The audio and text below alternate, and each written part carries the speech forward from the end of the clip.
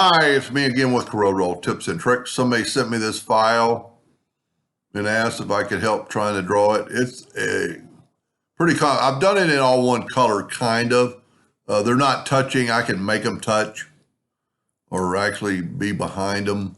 But I thought I'd at least get so it looks like that, it's twisted ribbon and it's got an edge on it.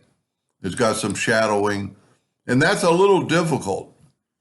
This is going to take more than one video, and I guarantee this is the last one today for me. I took let me just kind of start from scratch to get everybody. So this is part one. The other two might come the next couple of days.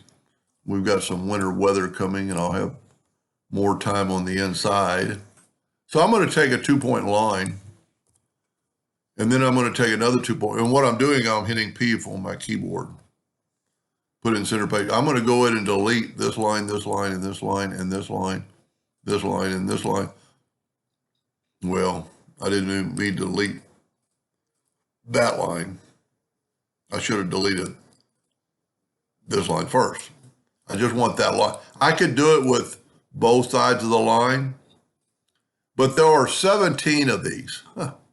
Which is not an even, it's not a good even number. I'm going to move the center rotation of this line to the center of the object, which I can go Control Alternate C.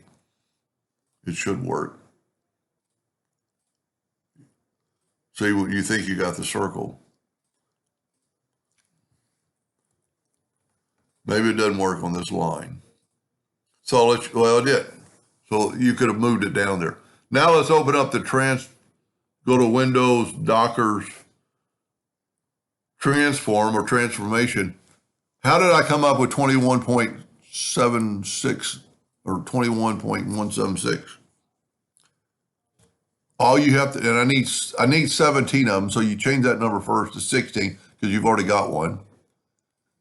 You can do the math with 360 divided by 17 is 21, and we have that number. I need this equation to be able to get I'm going to actually use this one because I've got it grouped together, to get my ribbons kind of in there. Now, how I did the ribbon, and I might make another one on one of the other videos, how I made this. And how I'm going to have to because I erased the other one.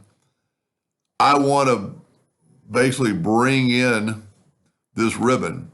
So I'm going to need to make a couple of ribbons. So what I'm going to do, I'm actually going to take my 3-point curve line because I need a little bit of curve here. Just a little bit of a curve.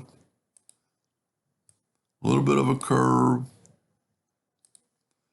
And what I'm going to do now is I'm going to take I'm going to take a 2-point line, and I'm going to go from about right there to about right there, and make sure your line is past that line.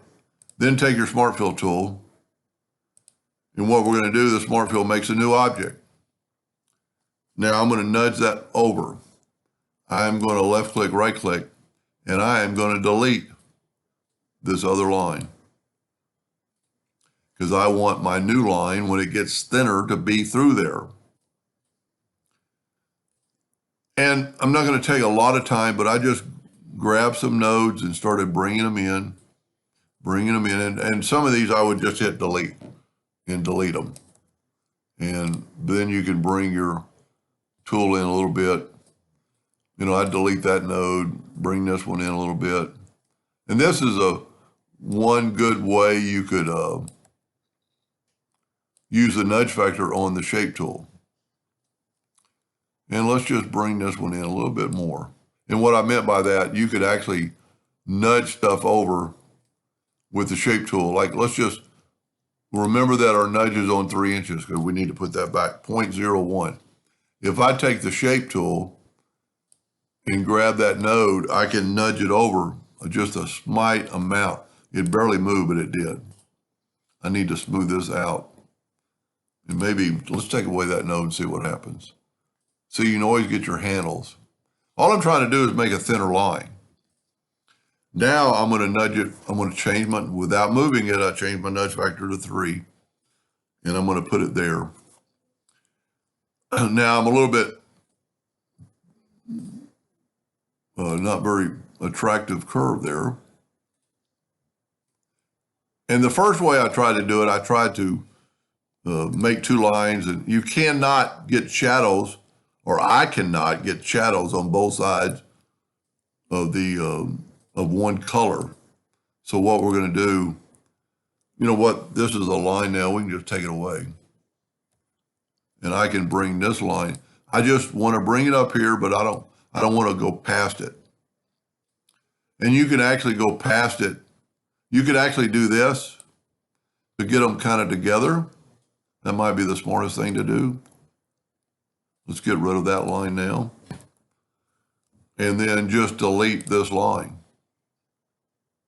That way it's kind of continuous graphic. Now I'm going to take away my cutting line. And I'm going to see if I can just cut this through if it's good. And it is. See if I can cut that through. Well, I might either cut too big or my line's not good. So let's take away the red line first. And now let's cut through here. Good. Now it's a little rough. And so what we could do now is take the Smart Fill tool, fill that in and move it over. We could left click, right click, and get your shape tool at this time. Get your smoothing tool, and let's just smooth that out a little bit. Especially like right in there. You know, give it more. Now, here's kind of, I tried doing it like this. And I tried to separate so I could have 2 smart fills, but what I did, I smart filled it, I made a copy. I left click, right click on my copy. I took my 2-point line on both sides of this. And there again, I do need to make 2 lines. So take your 3-point curve line. I guess I should have left those lines. Give a little bit of a curve. What I want is 2 separate green blobs right here and right here.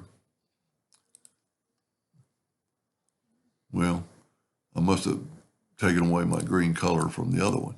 So let's take the Smart Fill tool and fill that in. And then fill this in and fill this in. Let's nudge that these are 2 new objects. Let's move those way out of the way. And now take this and get your Smart Fill tool, and it's going to give the illusion that it's dark in just a second. You need to stay pretty high with your color here so it will blend in, but you don't want too much black, and you can bring your handles down. And then grab this one and do the same thing. But what I said, do not go all the way to here, because you don't want any darkness there. You only want darkness. You don't want that to change. So let's call that good enough. Now I'd go ahead and group these together, and let's nudge them over. And look what it did. There's no lines. You can't tell it. So now we've got this control. Let's go ahead and Control G to group it. And let's put it in our drawing. And this is where I'm not going to have it overlap this time, or on this one. I might on a second one, because this is going to be a long video already. You maybe just kind of rotate a little bit. The only thing bad about rotating it, let's don't rotate it, because if you rotate it, especially since you've got it this far. Now, what you can do is go up to Object and get the Perspective tool. And this Perspective tool will help you. I needed to zoom in before I did that. The Perspective tool will help you stay within these lines.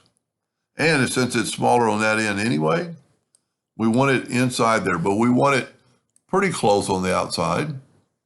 We don't want it, if we touched it, we're going to have to do some cutting, because you can't have everything. Some of them would look funny when they get around the corner. Now, we can actually just double click on this. Now I've got that item grouped together and just do the same thing. Take away our graphic and voila, you have it. Let's see if it's any better than the first one I did. Now, the second video, if I get around to it, it's going to be on how to change the colors, because it's not going to be easy, because we have, you know, if you remember, we have those shadows or there's interactive fill in front of the other shadow. That looks pretty good. It does kind of look like that. You know, I really looked at this because look at, this is a dark line. Then it's kind of a faded line and a faded line and a fade. It's almost like there's no line there. It's kind of hard because the picture's fuzzy. And it almost looks like a camera shadow, because look at the shadow down in here versus over here.